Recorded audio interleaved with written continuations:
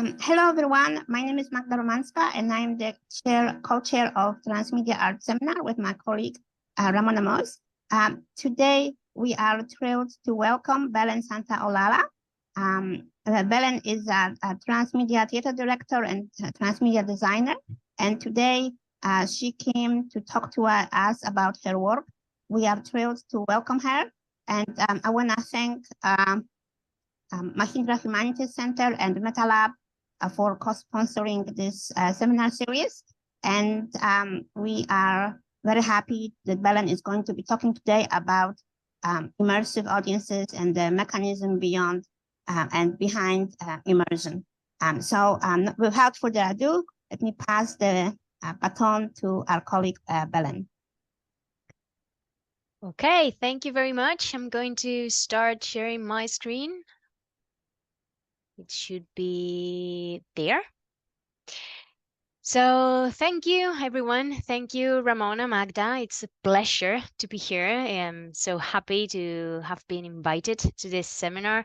And I'm just going to be focusing today on the work that we've been developing over the years and that we've been using this title to try to frame it.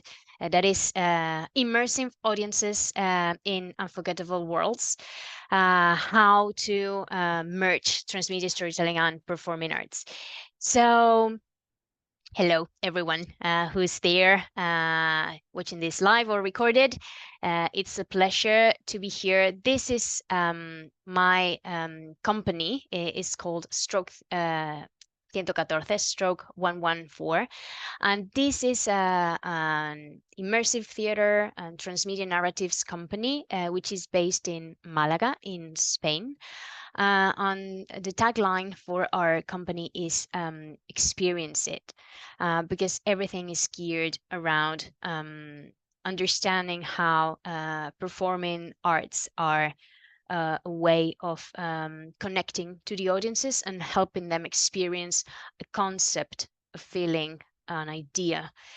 So this tagline has been like compass that has shown us the way along these 10 years of practice.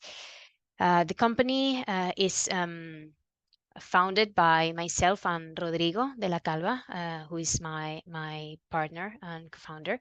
And we've been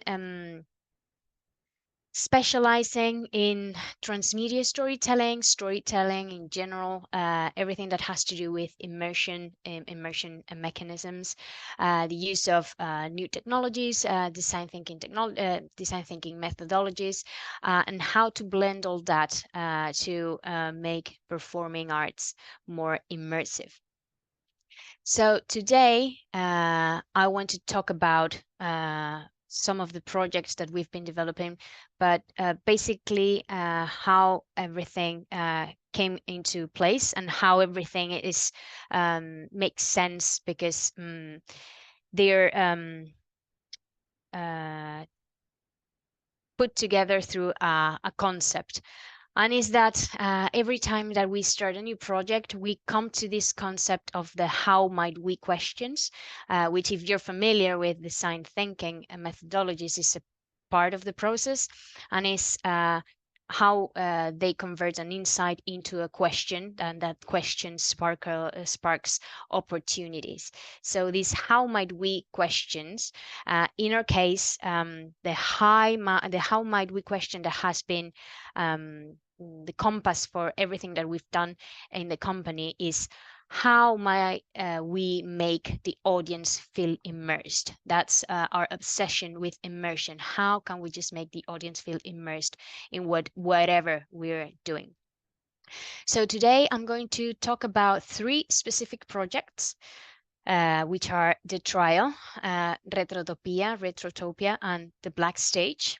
These 3 projects are from our work from the past 7 years. The first, it's from 2016, and the last one, The Black Stage, happened last year, 2022. But you will see that in these 3 projects, we've responded to that question differently. but always with that, how might we question in mind? So how might we make the audience feel immersed? In the case of the first project, it's the trial. The response, the reply to that question was using transmedia storytelling. Transmedia storytelling as a device to help the audience feel immersed. So let me go into detail into what the project was. So the trial, El Proceso in Spanish, the project was called El Proceso de Kafka, which is Kafka's The Trial. So you might be familiar with this novel. But the origin of all the project was this book by Franz Kafka that you might have read or you might be familiar with, which is the story of Joseph K., which has been accused by some Kafkian institution, and a trial has started. And he doesn't really know why, and all the story is about understanding and try to get to understand why is he found guilty, or why does this trial, why has that started, and who triggered it and what happened. And the more he investigates, the more in the middle of the maze it feels like he is. So our adaptation revolves around this premise, which is that anyone can be accused by the High Court and experience their own trial. So because of that overarching concept of how can we make the audience feel immersed, what we did is we took the idea of Joseph K. experiencing that trial. So now we thought, okay, now we want the audience to feel that a trial can start any minute and I can be subject to the same trial that the main protagonist of the novel experienced. And to do that, we decided that the best way to unfold this premise was using transmedia storytelling. I know that all the seminars are around this concept, but the way we define and are the pillars for transmedia storytelling in our practice are that there should be a rich story world, that there should be different channels that work as peepholes through which to look at the rich story world and to get this sense of that the rich story world is complete and as complete and as deep as reality. And the third would be the interaction of the audience, their participation. So in general, that's the three pillars that we always use when we approach a transmedia project. So in this case, what we did is to decide that the theater play, which was part of the transmedia adaptation, was just going to be one of those peepholes, one of the channels. And we wanted to develop an experience that went beyond the theater play, that manifested itself through these different channels and allowed the audience to feel immersed through participation. So for that, what we did is to decide what the user journey was going to look like. And for us, it had 4 stages. The first was the call to action. The second was the online registration. The third, the personalized tracking. And the fourth, the interaction at the venue. So we wanted to convert that user journey that is like let's say like the process that the audience was going to go through. We wanted to layer it with narrative, with storytelling, which is obviously that concept of the audience going through the rabbit hole and falling into the maze, the same maze that Joseph K. was experiencing in the novel. So this transmedia adaptation unfolded in different elements, activities, channels, platforms. So the way we envisioned the way to create all this rich universe was to differentiate what happened online and what happened offline, but also what happened on site and what happened off-site. So being on-site, the theater, because that was the main platform.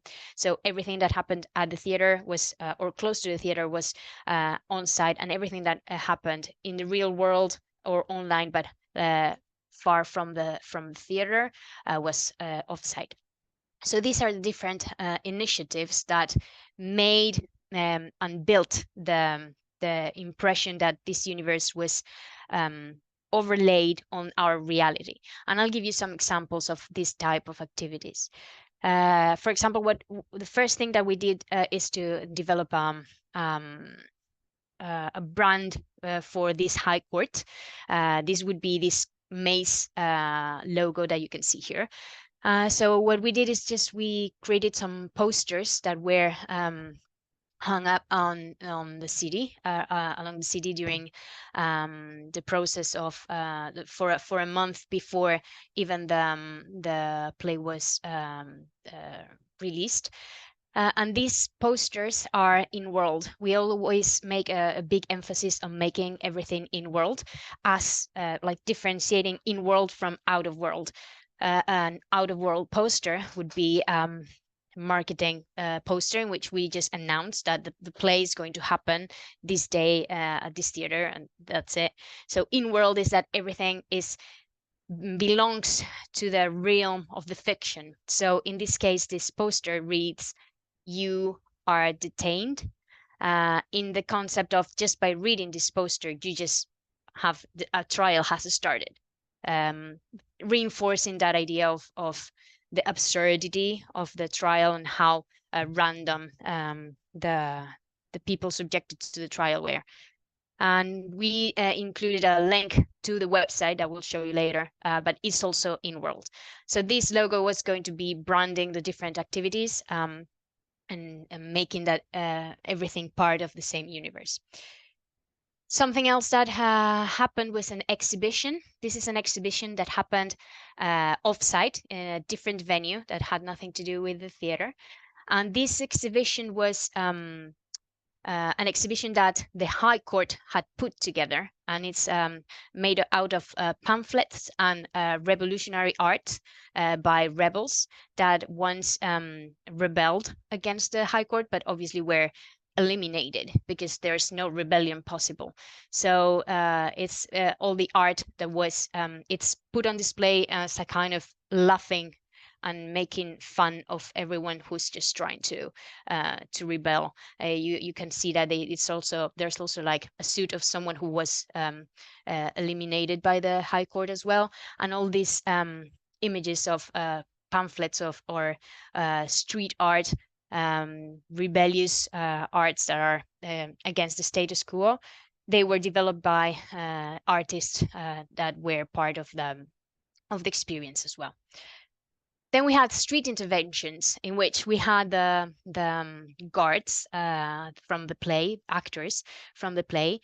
As you may know, the trial starts that these guards, these agents, get into Joseph K's room and tell him that the trial has started, but they don't take him into custody because he just needs to keep on with his life, right? So these guards, these agents, what we were doing is that we were doing these street interventions in which we were doing the same for people just passing by, telling them that a trial has started, giving them some citations, subpoenas, in which we just wrote whatever we felt it was relevant, but at the same time random, and gave it away to the passbyers. So they could start getting into the world. This is the first phase that I told you about. This is the call to action phase. Then we also had the case files. These are some parcels, special parcels made out of in-world information about the show, but the novel, the universe, but everything is, as I say, in-world. This is like the case file of the protagonist of the play, and also an invitation for selected relevant people from the cultural scene in Malaga. So we created this magistrate IDs, in which they had like this special relevance, and they were invited to join the trial of Joseph K. In this way, what we were doing was reinforcing that idea of is like an invitation for specific relevant people that we wanted to visualize and give visibility to what we were doing, but always in world and always in a remarkable way. We also used online platforms. In this case, what we used is Tinder as a way of exploring character development. One of the characters in the novel is the cleaner lady, and she's cleaning the trial, like where the trial happens, and she's very flirty with everyone who's guilty. And what we did is it made sense to create a character for her on Tinder to start matching and interacting with people. Always in this first phase, the objective was to drive everyone in the call to action to explore the website. So every interaction was aimed to have people curious about what was happening, and also explore what happened on the website. That is La Puerta de la Ley, which is the name of the High Court institution. So this character would just evoke things from the novel. For example, I can see from the shape of your lips that you're guilty. So this kind of echoes from the novel transform into something tangible. That is a character, that is an online character that is bringing people to the website. We also did that with Airbnb. Another character lived on this flat that you can see that is kind of dirty and not pleasant. This character was it's called Block, and it's a salesman, and he lives in the I will say and the lawyer's flat, because he is so obsessed with his own trial that he went to live to the lawyer's flat, and he is just mistreated by him. So what we did is just we created this flat, very very cheap room to be rented on Airbnb. And when you try to rent it for the night, as you will know, well, Malaga is a very touristic place. When someone tried to rent it for the night, this salesman will just block it and say, you can't come here, which is kind of what happens in the novel as well. He starts to be really jealous about Joseph K when he gets into the lawyer's flat. So it's again expanding the universe of the novel, but in a way that is interacting and expanding the characters. What we also do is we used another platform that was Wallapop, which is an second-hand selling app in Spain. So what we did, we started selling this packages of old clothes that were tagged with a number, with a case file number of someone who has been eliminated by the High Court. So you could have his shirt, his jersey, his sweater, his trousers, everything. As you can see,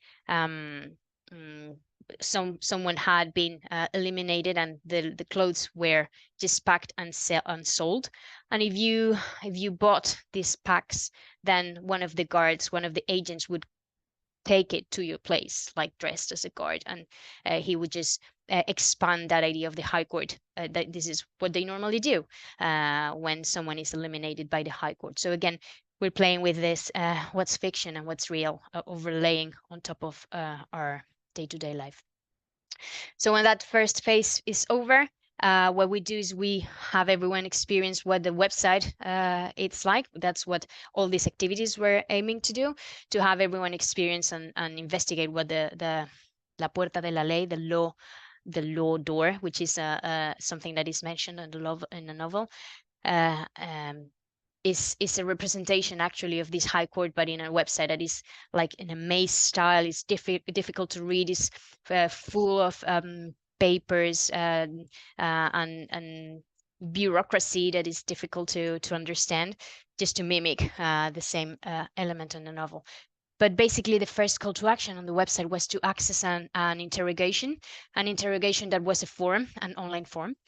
And once you have completed the online form, what the third phase started, which was a personalized tracking of your trip to the venue, if you were coming to the venue, because this experience was not linked to buying the ticket to coming to the show.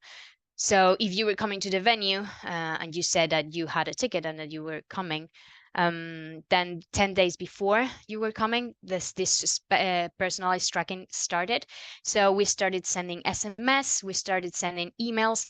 All of these were customized using the information that they gave us in the form, in the interrogation. So this is, for example, an article in which a picture that they've sent us is shown here how this person is guilty, and how some of the words that they've said in the form are included in this newsletter.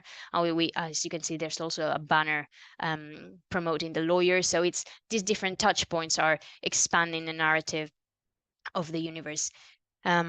Something that also we included was phone calls. We started doing phone calls with some recordings of the guards, of the agents, saying you should not leave the city, as you know, a trial has started against you.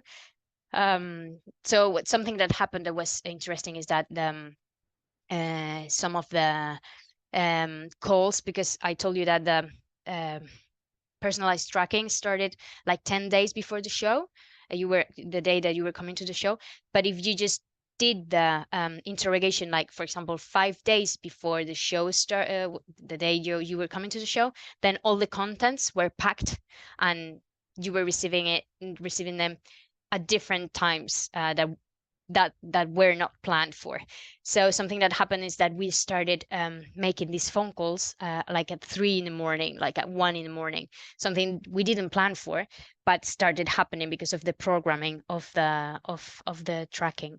And we were really worried because we thought, well, everyone's going to hate us and they're going to sue us or something. But actually, this concept of it's not a bug, it's a feature, something that we thought was a problem, was actually a feature, because that enhanced the idea of the experience of this can happen at any moment, and it gave the audience something remarkable to talk about, which is a learning of what we did and we now try to take with us for the following projects.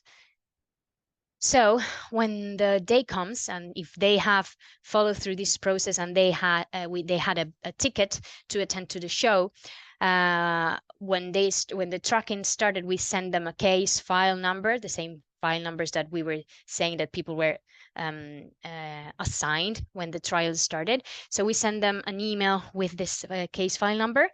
So when they arrived to the theater, one of the guards asked them for the case file number, and then he checked on his phone. He just typed this case file number, and that was connected to the cloud. Well, the number was sent to the cloud, and it was connected to these lights that were telling us who that person was and where they were in the process. So if they had done the interrogation, then the light came green. If they had said that they considered themselves guilty, then the lights turned red, or if they said that they were innocent, then the lights went blue. So it was a visual cue for the guard to send them to one way or to another. So if they hadn't experienced all this activities that I told you before, because that was another option, that people came to the show having no clue or no experience of what the transmedia adaptation was and what had happened before. So these people then were sent to these booths in which they experienced a short and expedited version of the interrogation that was a video interrogation in these iPads, in these tablets that were included in the booths. You see that the design is kind of alienating, which is the same idea. So they were responding to the questions, to the short version of the interrogation. So we had an option for those who hadn't experienced the show, the transmedia part of the show beforehand. So what was interesting is how this information that we gather well from the either from the expedited version or from the 10 days before version of the interrogation. That information, again, we checked against the cloud what information we had on each individual that came to the theater. So the actors were receiving from the cloud the information that we had on each individual on their smart watches.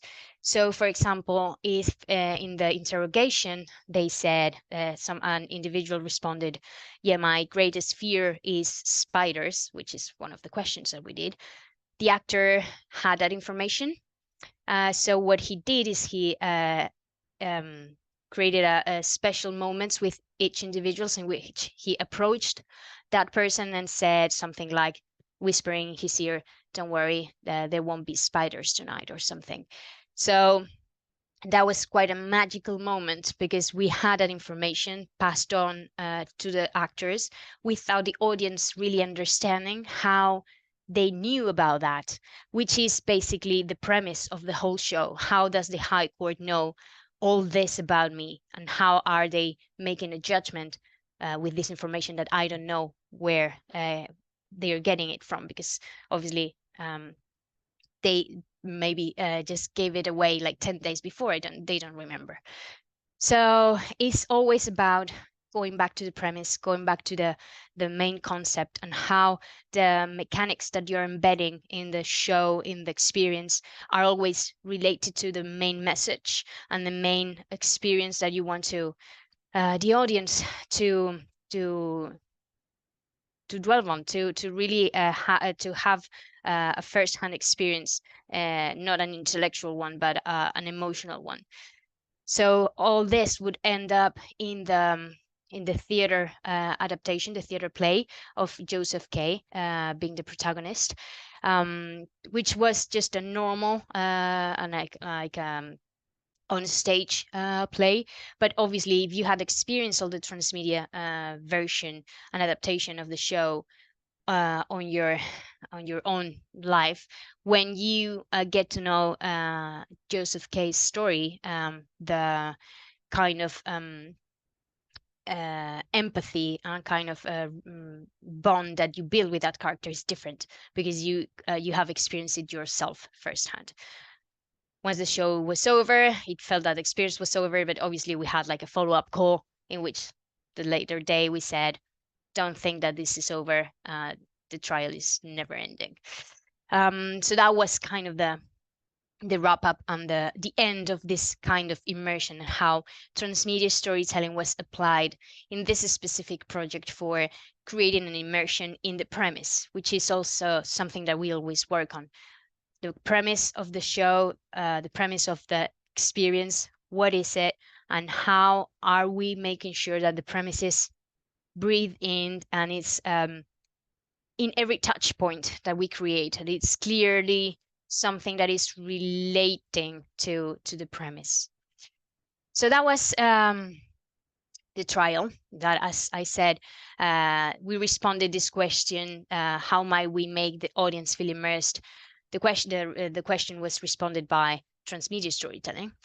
But now I'm going to talk about a different project. This is Retrotopia, or How to Die Again. That was the title. And in that case, when we asked ourselves this question, how might we make the audience feel immersed? The response was using design thinking methodologies to bring the audience in before the opening night. So this project, Retrotopia, emerged because of a need, and is that when we started working on this, that was 2018, we were seeing that millennials were detached from theater experiences. There was like some sort of detachment, and not there was a gap from the people in their 20s to the 34-year-olds. They were not attending theater experiences. So we one of the goals was to create a story and experience that was tailored specifically to appeal that kind of audience. And for that, what we did is we took elements from design thinking to create our own version of the design thinking process. That was the hacking theater process, in which you see it has these different phases that, if you're familiar with design thinking, you might recognize. But basically trying to understand how there was this first phase in which we will try to access, in this hacking metaphor, access this server, access this group of people that it's unknown, or there's like a black box there that we are missing. Then once we're there, program something that is helping our goals, and then finally install and deploy a solution. So we're going to go through these different stages so you see how this was applied specifically to create a theatrical experience around this. But one of the main technologies that we wanted to use in this specific case was binaural sound, which, as you know, is an immersive technology itself. Binaural sound, when used in headphones, is this 360 experience of sound, in which the sound is edited and recorded in a way in which you can detect where the sound is coming from. So you kind of feel that the sound is coming from different places. But what we wanted to do is we wanted to merge this kind of tech with head tracking. And as you can see, head tracking is this device up here on the headphones, which detects the movement of the head. So what it was doing is that we had this binaural soundtrack, and then the head tracker, as you can see here, the head tracker is detecting the movement, and then it's moving the track as you just moved your head.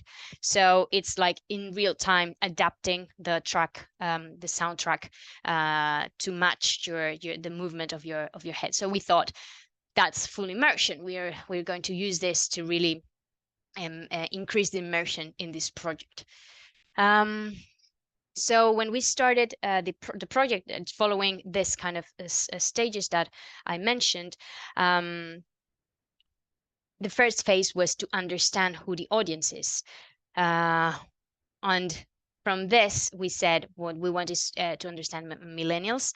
So what we did was to apply these methodologies from design thinking, which are interviews, research, and safaris. And the interviews and research is basically gathering information from actual interviews to the audience and trying to understand their relationship with theater experiences, storytelling in general, immersive experiences in general. But we also did safaris, which were like visits to where the audience is and trying to understand what they like, what they do, how they interact with others, without asking them, but just observing them.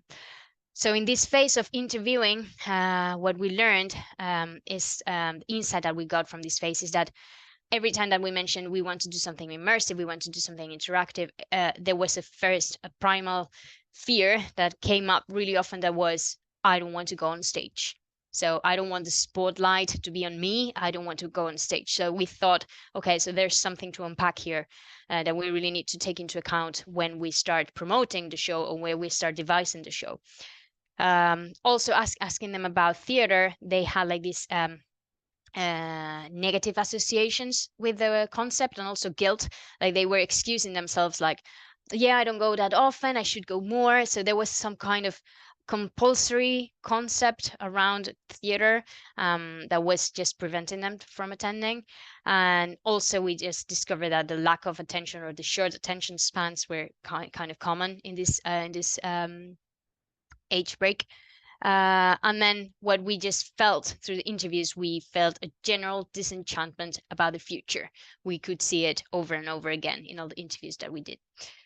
So then the phase understanding them was over. Then the first ideation started. And this is the typical ideation phase that you'll see associated with design thinking: the post-it notes, clustering ideas, trying to gather insights, and so on.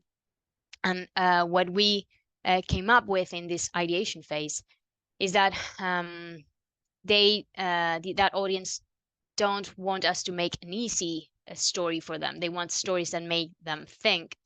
And we also understood that we need to de-theatralize the experience. We need to take away the word theater that is so associated with concepts that are like negative for them. This concept of a seat, this concept of the curtain, of dusty, of something old that doesn't really resonate. And in this ideation phase, we found the seed for the story, because up to this point we had no idea what the story was going to be about, because we wanted to be a wide canvas for us. We didn't want to choose the story before really understanding who the audience was. So in this ideation phase, we decided that the story was going to be like some analog rebels in a very highly connected world, which they decided to just renegade from every device and connection. So that really resonated with that disenchantment with the future that we've been hearing so much. So the next phase would be the prototyping. And in this phase, what we did is we just created groups of beta testers in which we just took the technology, this head tracking technology, we took the binaural sound, and we took some ideas from this rebel group of people, and we devised some interactions that we wanted to try with them. So we created these groups of 4 people, different groups that we will put through this prototyping session, in which we will give them the tag, we will give them some dynamics, that this kind of initiation right, that will welcome them to the tribe, this tribe of rebels.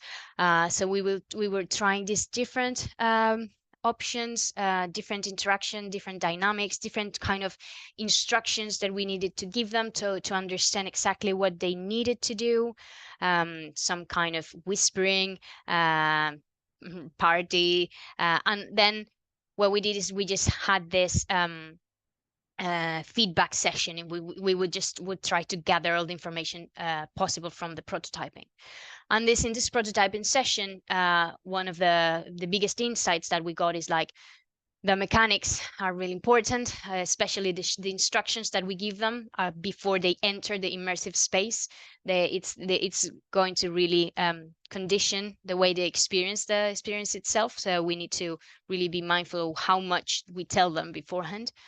And we also saw that the rebels, they were much more interactive than we expected. So obviously, we always have into account this different type of audiences that we just designed for, like more casual audiences, more rebellious audiences, more hijackers. So we have these different audiences in mind, but we felt that in this case, they were even more interactive than we expected. And in the tech department, in the prototyping, we realized that head tracking was not working. And when I say not working, it's like technology was working perfectly, seamlessly, but the experience itself of this seamless experience was adding nothing new. There was no immersion that was added on top of the binaural sound. So if you just remove the head tracking on top of the binaural sound, nothing was added, because it was so seamless that the immersion was not felt. So we decided to took it off, and that's something that we wouldn't have found unless we just did the prototyping.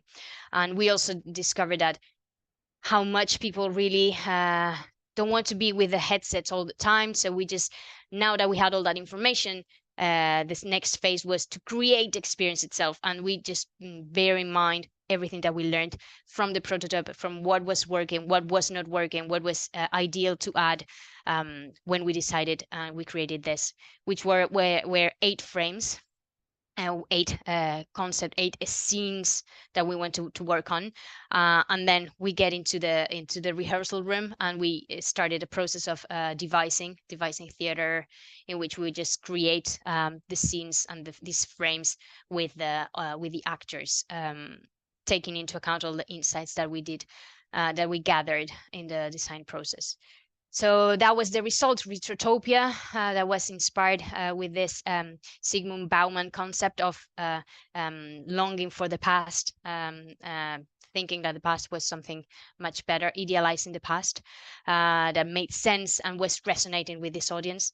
And yeah, we just created like this immersive spaces with this kind of rebels, which the audience would go with them and experience the show with them. For example, this is a furry wall that was full of peepholes, actual peepholes, that they have to watch a scene through the peepholes, and that was reinforcing that idea of I shouldn't be here. I just watching something that I shouldn't be watching, and all the scene happening beyond the wall was something that was unpleasant, but the fact that the audience was physically like acting as a voyeur was reinforcing that idea physically through the mechanism of a peephole.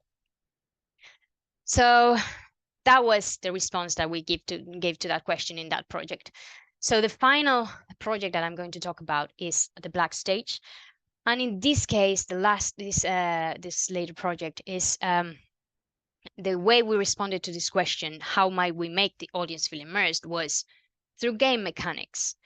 And in this case, what we wanted to do, the idea was to blend two different kind of narratives. On one side, immersive theater that you are probably really familiar with, where the audience moves freely, but in some cases the role is kind of witness. I'm just thinking more of the punch drunk style of immersive theater, with these large spaces. And in Spain, there's a big opportunity in there, because there has not been a really big immersive theater company here, so it's a market to be explored. But also we wanted to blend this with video games that, as you know, is the role of the player is much more active.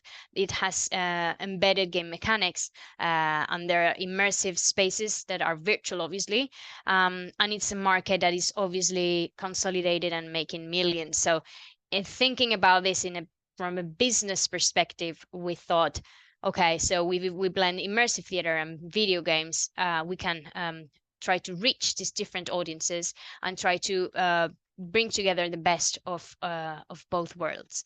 So that's how the Black Stage appeared. And in this case, the Black Stage tries to use these 4 elements to create an immersive world. And these are real physical spaces that are explorable. They also have sensors within the spaces that are reacting to the audience interactions. Then we have real actors in the physical space that are interacting with the audience. And we also have the audience experience a digital layer through augmented reality glasses. So you see, it's like a blend of physical experience with digital experience in order to create an immersive experience. So this experience, as you see, was put together within like some sort of Comic-Con festival here in Malaga. So we recreated this environment in just 24 hours in one conference hall in a conference venue. So we created this kind of immersive experiences in which the actors, as you can see, were interacting in real life with this participants that, as you can see, are wearing these VR headsets, and they were exploring and entering these different rooms where the actors were interacting and proposing and suggesting different game mechanics to interact with the story. And you can see some sort of sensors that were embedded with this props and elements and furniture within the space that will tell the core and the engine, the gaming engine will receive information from these sensors and will know what the audience was doing and experiencing in each moment. So this is the glasses that you can see, the VR headset that we used for this experience. If I said VR is wrong, I said AR, augmented reality. So as you can see, augmented reality means that there's a digital layer in your lens, but you can still see the physical space. That was why it made sense to combine the digital experience with physical experience that was the immersive theater experience. So when we started creating this experience, we were approaching the design of the experience through this funnel. So the first thing that we wanted to understand and wanted to design was the interaction. That meaning, what do we want the participants to do? Because doing is going to generate the immersion. So in the interactions that we are going to allow and encourage the audience to do is that where we're going to generate the immersion. So first we asked ourselves, so what do we want the participant to do? So once we had that, we started designing the gameplay. That means, how are these actions going to impact the experience? So once we know what they want to do, if they want to, we want them to kneel, we want them to jump, we want them to start a fire, we want them to run. Once we had those births of interaction, then we decided, so how are we going to create a gameplay around that emotional, emotion charged actions? So then we created the gameplay, the game mechanics, and decided how that kind of how those actions were going to impact the experience, how the experience was going to react to that kind of actions, and how we were going to respond narratively to that. Then the third layer was the technology. So once we had that, we had to decide, how are we going to record and automate that impact? We know how the experience is going to be impacted by the audience actions. Now, how are we going to record it? How are we going to track it? How are we going to monitor that that's happening in a scalable way? How are we going to automate that? And that's where the technology part was important. And finally, once we had that, we said, okay, now that we have these emotion charge actions, we can track them like this. We're going to encourage this type of participation dynamics. How are we going to make that everything makes narrative sense?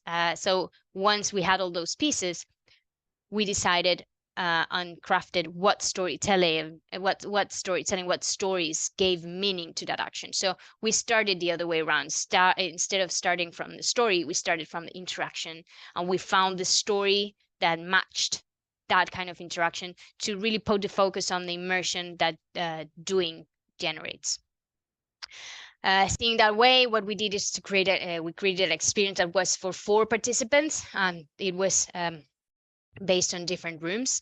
So these participants were players, and in these players, we would enter, these 4 players would enter together the experience, and then we will be divided in 2.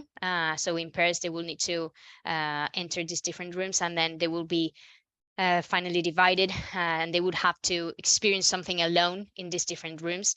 And the green labels that you see there are the players at different stages of the process, and the yellow labels are the actors. We had 5 actors for 4 players and these different spaces. So as you can see, we had to also try to understand where and how to synchronize where the actors were in every moment and where the participants were supposed to be, so everyone ended at the last bit of the experience together, and also to coordinate with the next shift of 4 participants that needed to enter the experience.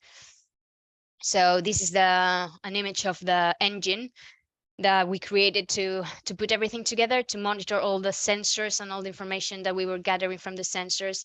And also the stage manager was controlling and giving information to the actors to be able to synchronize what was going on in these different rooms. So as I said, once we had all that, we said, what's the story? what's the story going to be like once we have all that. So for that, we just came to this old saying that's been proven really useful for us when designing immersive experiences, which is old format, new story, new format, old story. So if you're using an old format, if you're writing a book, if you're just creating a theater piece that is well known how it works, then create a new story because you have to engage the audience like that. But if you're using a new format in which you're just breaking all the rules, in which the audience doesn't really know how to behave or what's expected from them, then it's a good idea to go back to an old story, something that the audience is familiar with, that they can draw information, symbols, narratives from, in case they get lost because of the format. So they don't really have to be paying attention to all the information that the story is unfolding for them, and they can really explore more, have more freedom to get lost, because you kind of know the story because you've heard it before. Taking that into account, we chose to do a perversion of the myth, meaning that we chose the cyberpunk genre, which is familiar, full of familiar tropes, familiar aesthetics that was really easy to immerse the audience into, to really understand the kind of story that we were telling. But at the same time, what we were doing was an homage to The Wizard of Oz, which basically, obviously, everyone knows that story. And the characters were related to the Tin Man, the lion, the scarecrow. All these characteristics were embedded in the main characters, in the actors of the show, and they had these goals that were an homage to that. So in a cyberpunk story, in a cyberpunk genre, an aesthetic, what we were telling was the Wizards of Oz, so no one could really get lost within this innovation in formats that I was telling you about. So here you can see some of the spaces that were created, and the characters within this space, and the different interactions that we created, and the sensors and how everything worked. For example, in this case, this is the Wizard of Oz. Let's say that is this kind of tarot reader. The way it works is that the cards were NFC tagged. So you had a reading, the wizard was giving you a reading, and what the table was doing, the table itself had a sensor, and the table was reading the card that was you chose to put on the table, and depending on the card that you just put on the sensor, then on your AR glasses you were seeing different images related to specifically the card that you chose. So again, all the digital layer in which you could see the backstory of the characters, news anchors explaining what was happening, game mechanics like you've won this item, or this mission has been assigned to you, this kind of interface that is common and well known in video games, that was overlaid on the physical experience that was interconnected to what your actions were. And well, this is an image of the stage manager with the engine, and also monitoring all the rooms and what was happening everywhere.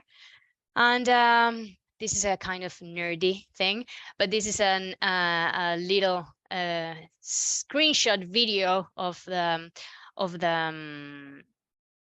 the document that we were using for like a main database of all the information, because as you can imagine that this was kind of programming. We needed to program all the scenes, what was happening, what happened when the tarot card was on top of the table, what happened on every level, what happened on the AR glasses, what happened in the engine, what the actress was expected to do, what digital assets were needed to be printed, or 3D elements that needed to be created. So as you can see, like, there was a lot of thinking and foreseeing for an experience that was just put together in 24 hours, because that was the time that we had to install everything at the venue.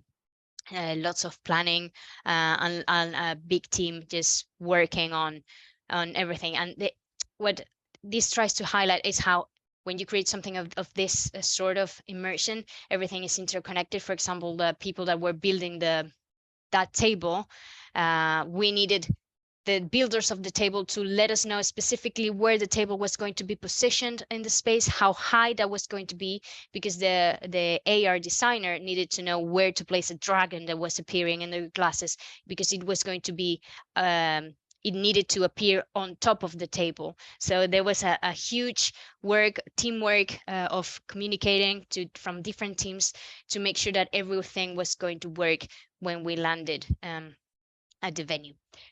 So one of the learnings and the takeaways of this final project is that people from these different backgrounds speak different languages. If you can imagine someone who is a video game designer speaking to an actress, they come from different worlds. They use different languages to express what they need. So there was a big part of the immersion, the creation of the experience, that was getting the team to understand each other, to really understand what the goals are, and to really start communicating. What we also find out is that the AR glasses are fantastic for this kind of blending, but it's a technology that it's in its infancy. They were heavy, difficult to put on and put off, really they are connected to a phone, and then if you touch the phone, then everything can mess up. So it's not properly designed for this kind of experiences yet, but the potential is enormous. We just checked that the business model that I talked about before would be possible, to just trying to market this not as a theater experience, but as a different kind of experience, because we have, as I've mentioned before, always been thinking, how can we just de-theatralize a theater experience so it's perceived as something different? And that always raises the question, what is theater anyway? But I think that everything that makes these experiences theater is human contact, how human contact, connecting with the actors, creating this memorable, ephemeral, one-on-one experiences are memorable. And everyone that went through this kind of experiences always feel that a ritual has happened, and something that was never going to be repeated transformed them. So just to finish and to wrap up then, we just responded this same question in a different way. How might we make the audience feel immersed? In these projects that I selected were transmedia storytelling, design thinking, game mechanics. We've always used some other kind of responses for different other projects that we've developed. But always, if you pay attention to this, these are different words used to express kind of the same thing, which is the way we make them feel immersed is by allowing them to do in the realm of the stories that we tell. And that really links to a concept that I think that is really important, which is we are because we do. Our identity is linked to what we do. And this is a quote from Nietzsche, which is, there is no being behind the deed, its effect and what becomes of it. The doer is invented as an afterthought. The doing is everything. And I think that that's what immersion is allowing the audience to do. So by doing, they understand who they are. In the same way that storytellers, when they create characters are revealed through their actions. Well, in our case, the audience identity is revealed through the action. So as storytellers, we are creators of decision points and possible actions to be done. So that's my experience from immersion, and what's something that we are going to carry on doing. We've been doing this for 10 years now. I hope for 10 or 20 more. If you're interested and want to know more about what we do, about what I do, this is my Instagram handle. Happy to have you there and interact with you guys over DMs if you want. And thank you very much for having me.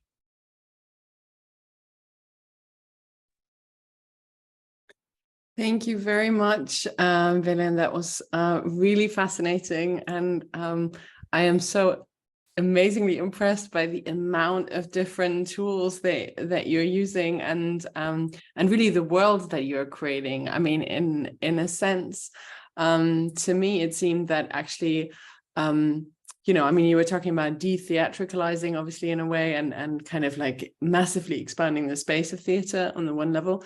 And it really felt to me like an act of world building in a way, right? And is that something that you can somehow relate to in what you're doing? And maybe can you say a little bit more about that?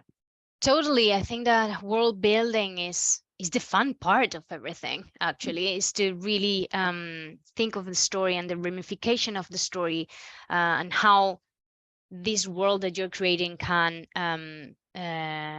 be the home of that story or many other stories that you can come up with, and just devising the rules of that world, the aesthetic of the world, even when you don't, not everything really transpired to the final show or to the final experience. All the richness is there somehow, and that is part of the magic for us creators. And I also think that for the audience, because the world building also allows these different layers of participation and these different layers of exploration, this kind of rewards for these four type of players, this explorers, killers, socializers, these kind of different player types that I think that really apply to immersive experiences, are really enjoying these different aspects of world building in a different sense. So it's kind of building this kind of scaffolding and architecture of world building that it's really enjoyable. Mm-hmm. Yeah, no, that makes a lot of sense, I think. I mean, I was very sad in a way, because I was like, oh, I really wish I'd been there and kind of actually experienced it. So, but yeah, another question that came to me, and feel free, everybody who is in the audience right now, you can either post your questions to the chat, or there's also a Q&A. You can also, and I'll read them out. And then whenever you feel like you have a question for Belén, then please join in and into the discussion. So, but while you are thinking, I'll have one more. My next question is somewhat maybe a little bit mean in a way, because so I've kind of been thinking a lot about immersive theater, and there's obviously also there's quite a body of work now as well on immersion and the role of the audience, etc. And I was just wondering, because you were saying to be is to do in a way, and how, and I agree that the act of doing obviously is very much in the center there. I'm just wondering, ultimately, doesn't immersive theater sort of like propose a freedom that it ultimately cannot, or it doesn't really, that is somewhat an illusion, right? Because you are extremely guiding certain like prompts and ways in which you are actually really manipulating the audience to kind of take certain path or make certain choices. And I'm wondering how you play with both that sense of freedom and of, at the same time, obviously also steering the audience in a way, and what you do with that, or how you encounter that conundrum. Because there was a lot of, in the early immersive theater, there was so much about the democratizing function of that theater, and I think that has been partially unpacked. So I'm kind of wondering how you relate to that. Totally. I think that's that question. I mean, that's a really, really good question that we ask ourselves every show and every project that we try to do. Is like, how much freedom do you actually give the audience? I mean, how much agency, knowing that really doesn't exist, because they know they're entering an experience that is crafted for them. It's not like this ARG in which you enter this alternate reality game that you don't know that it's an alternate reality. No, they're coming to a place, they've bought a ticket for it, which is completely out of world. So there's kind of this decision, this active creation of belief that Janet Murray says, that is like, we decide that we are going to believe this, and that there's certain degree of freedom in here, which I'm relying on the authors, on the creators, to tell me exactly what degree of that is. So for me, that's why that's something that I always call in Spanish la gestión de las expectativas, which is the expectation management, and that is so important to the degree of freedom that the audience is going to experience later, and also the degree of freedom that us as creator are willing to generate to the audience, because obviously you're expecting the story to unfold somehow, and if you just give them full freedom, then the story is not told. It really depends on how the story is told, and if there's a linear format for the story to be told. It really depends on what project you're talking about or what your specific design decisions are. But that's why I think that expectation, the management of expectatives of what you expect from the show to be, should be handled before the show and when they arrive to the show. Because one of the things that happened, for example, in the prototyping of this show that I told you about, Retrotopia, is that we told the audience, you are allowed to do whatever you want. 100%, you're free to do whatever you want. Truly, do whatever you feel like doing. Do it. This is the place to do whatever. To whatever you do. And what happened? They did nothing. They were overwhelmed by the freedom. They were overwhelmed by the lack of indication. They were paralyzed because the freedom meant, I don't know what to do. At the end of the prototype, in the feedback session, we were saying, so why didn't you do whatever they were saying? I would have liked to do whatever I would have felt. I felt that I wanted to do that. And we said, we told you could do whatever. Why didn't you do it? And it was because they felt paralyzed. We are not used to that kind of freedom. And we also tend to, as an audience, relate.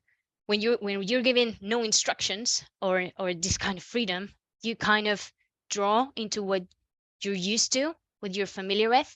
There was this another promenade experience, immersive theater experience, in which we created something that was some sort of hotel, and when the audience arrived, there was this lobby of the hotel in which we had this. There were different rooms, and there was this lobby in which you found the register book and the bell and a set of keys for the rooms. Well, some people took the keys of the rooms and went exploring, trying to open indoors. And immediately you thought, okay, these are escape room players. They see a key and they think, this is my cue. I just have to take this key and I have to try to open every door, because that's what I've experienced before.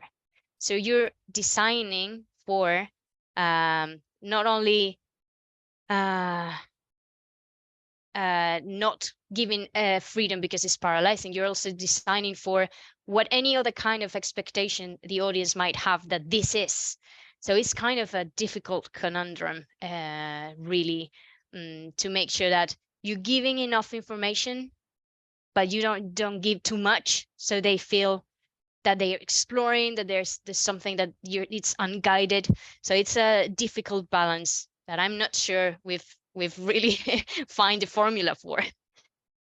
Yeah, but I think that's really fascinating, especially that anecdote about, like, do anything, and then you're like, oh no, that's too hard. I don't know what to do.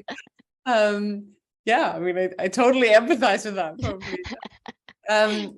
And I was also really struck by, you've built this, not just these incredible kind of experiences and performances, but also really a very sophisticated sort of dramaturgy and process for, you know, how you work. And I was wondering how long it took you to get there in a way, and how much that's something that's like just an essential part of actually like working with technology in a way, or in how much you were just sort of, you know, it was a longer process to actually get to something as sophisticated as this. So how did that work? I think that the process really changes on every project, because it's kind of based on what we want to accomplish in this project, not only of what we want the audience to experience, but also what do we feel like doing as creators? How do we indulge ourselves in playing with something new?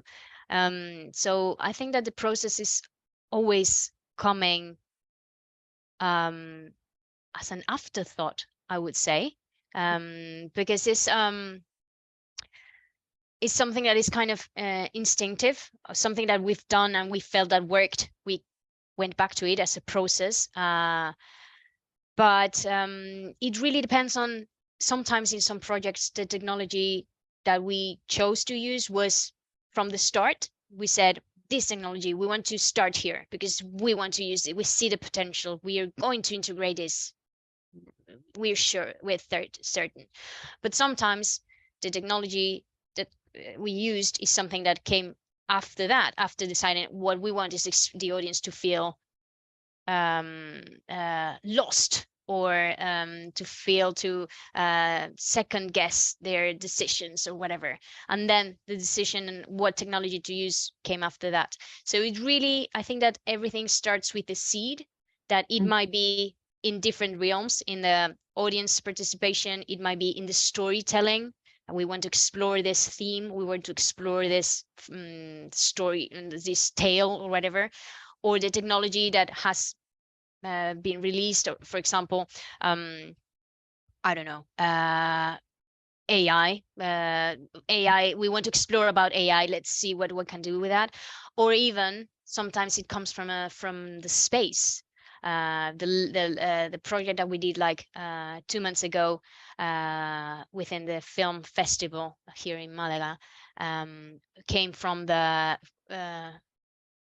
from conversations with a philosopher, because the project was gather information and insights of the future and how to reflect about the future, but from the philosophical perspective. So we gather all this insight from this philosopher, and then we put together an experience for one in a hotel room, in a real hotel room. So the space was the given, and the insights from the philosophers were the given because of the project, how the project was configured. So it's kind of, this is like this jigsaw puzzle. Sometimes they give us this piece, sometimes we want to start with this piece, and then we just try to see how everything makes sense so the audience feels immersed, which is always the ultimate goal. Yeah, okay. And why do you think that immersive theatre has become so popular? Well, I think because we are in the experience economy. We want to experience things, and we're valuing experiences more and more. That's what our generation is doing, and it's not only a way of measuring and generating status. It's like in the difference with the older generations, which bought cars and just bought houses. Our generation go to festivals and just like to go with a backpack to, I don't know, Vietnam as an experience. So immersive theater is an experience that is remarkable. It's something that you talk about, you can talk about, you can share with your friends, and it's a more active way of doing, which is what this generation is used to, making decisions and be given decisions and experiencing things. So I think that's why it's so popular, and it's reaching this audiences that haven't been familiar with theater before. Yeah, no, I think that's very true, because it's yeah, often very different kind of audience that's actually that one is reaching that way. I just wanted to reach out to the audience here again and kind of if any of you wanted to ask another question, so that I'm not dominating the discussion here. I have a question, Belén. What do you think is the future of that sort of immersive experiences? Do you see any particular direction that you think this might go into?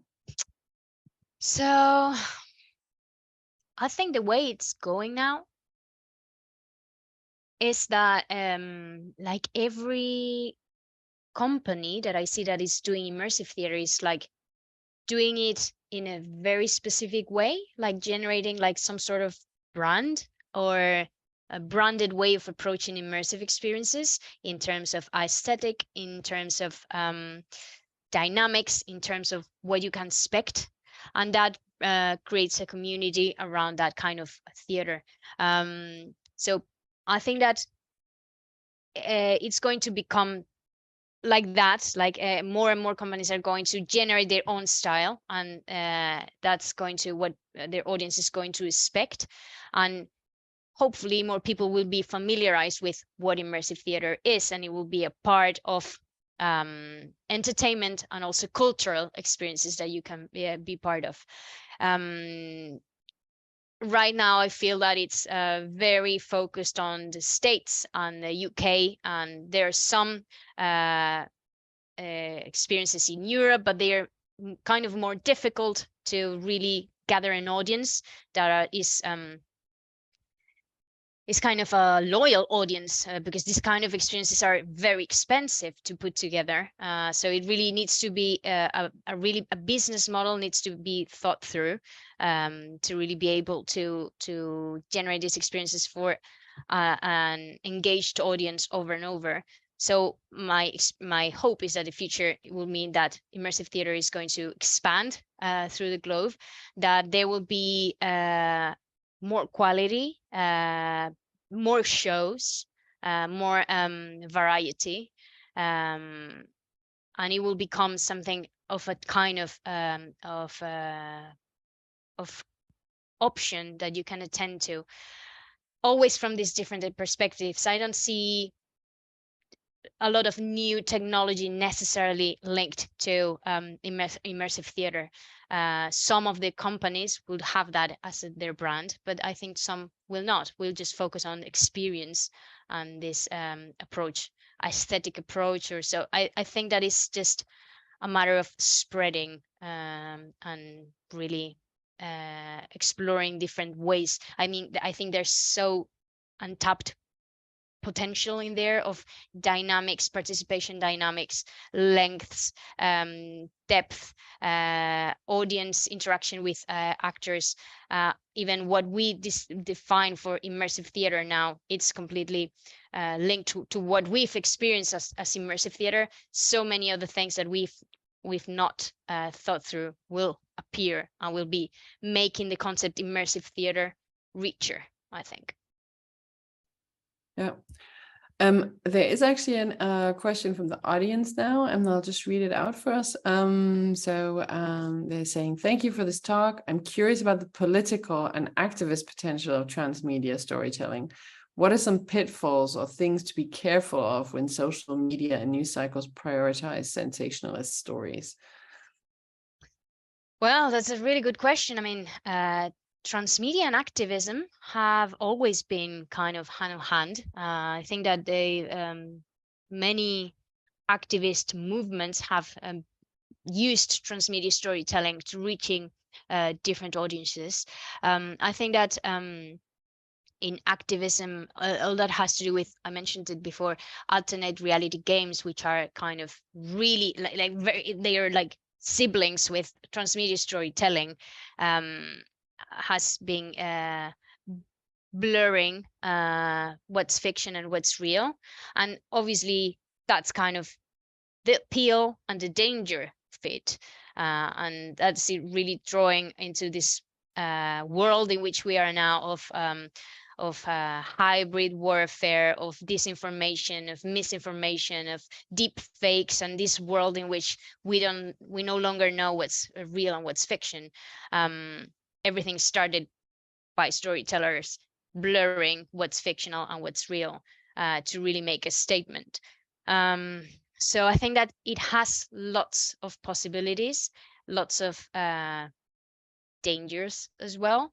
But I think if there's a responsibility and there's a storyteller designing why you're trying to blur these lines, I think it's a really powerful tool. I think it's always been, and I think I've been working with transmedia narratives for 10 years now, and this question has come up often, very often, like the politics and the moral on mixing what's real and what's fiction.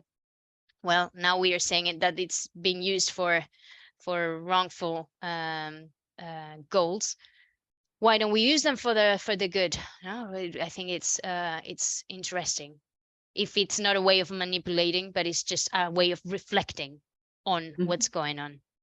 Yeah, you know, it makes me think it's almost a kind of a neo-Brechtian move. Yeah, I mean, Brecht came in and showed us how reality is structured in theater, and transmedia theater can show that reality is structured in transmedia environments, including social media and information creation.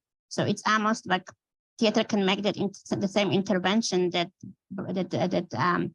Brecht made to show how easily manipulations can happen, and that blurring of reality and fiction that transmedia theater is doing can help us understand the mechanism beyond blurring reality and fiction in politics and in global discourse even. Yeah, so that seems to be dominant kind of important aspect of that sort of theater. I love it. I think that that's so true, and that's I think that that happens, that before the theater was bounded by the walls, not this fourth wall that separated the stage from the audience, but the walls of the theater were telling you everything that's going to happen inside this building is fiction. But when we use a transmedia narrative, you're not bounded by the walls anymore. You're using real platforms. You're using reality as a canvas to tell your story. And that's the power of it, that you're creating immersion, creating layers of fiction around where the audience is, and using the same platforms that hold reality. And that's where that was so powerful about alternate reality games, this concept of TNAG, that this is not a game, this concept of we're using these real channels to make a statement, to really reflect and really make you think of what's real and what's not, and what's important and what's not. So I think that that's completely relevant, as you said. So tell us when the next project is starting.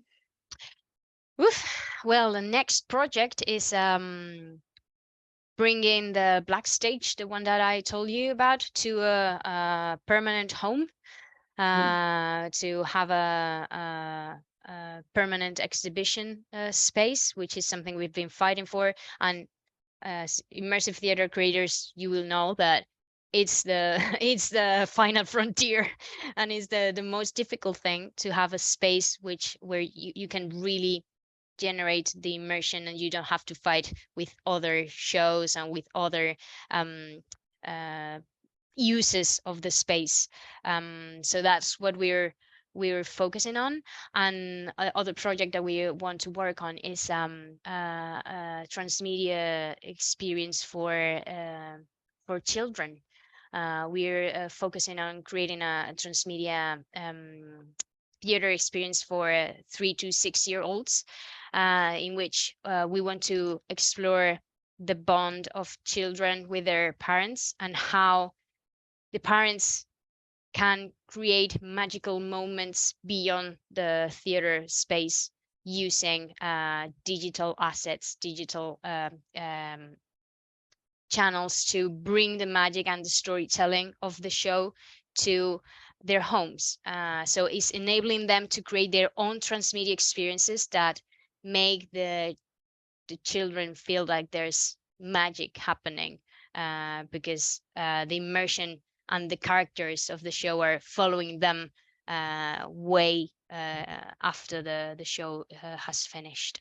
So that's the next project.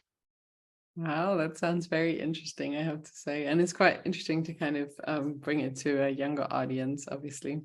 So yeah, well, thank you so much, Belén. That was such a really fascinating talk and a lovely conversation. And I think you really brought like such a wide variety of things onto the, into the discussion and into the platform of like thinking about transmedia theatre. Thank you so much for that. I really appreciate it. Thank you so very much. much.